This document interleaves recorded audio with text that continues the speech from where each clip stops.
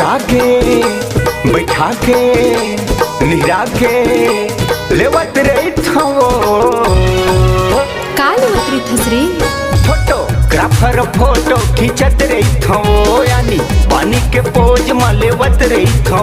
photographer photo खींचत रही थो यानी पानी के पोज में लेवत रही थो सुता के बैठा के निहरा के लेवत रही थो का लेवत रही थसरे फोटोग्राफर फोटो खींचत रही थो यानी पानी के पोज में लेवत रही थो फोटोग्राफर फोटो खींचत रही थो यानी पानी के पोज में लेवत रही थो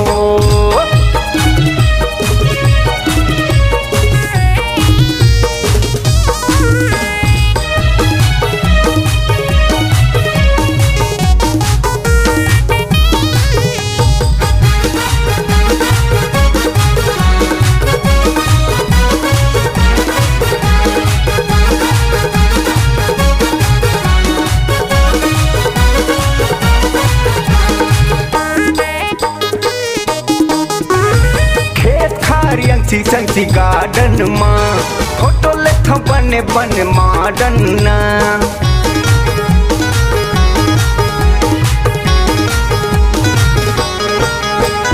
खेत खारियन सी गार्डन माँ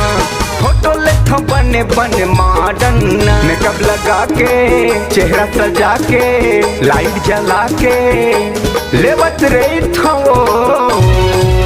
का लेवत रही थसरे फोटोग्राफर फोटो खींचत रही थो यानी पानी के पोज में लेवत रही थो फोटोग्राफर फोटो खींचत रही थो यानी पानी के पोज में लेवत रही थो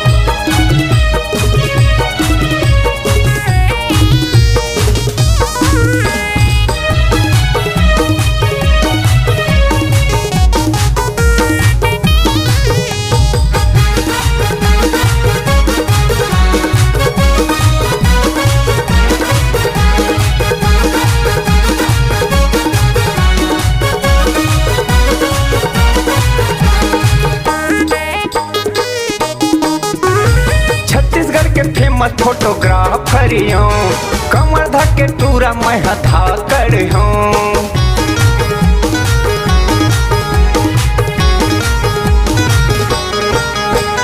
छत्तीसगढ़ के फेमस फोटोग्राफर हूँ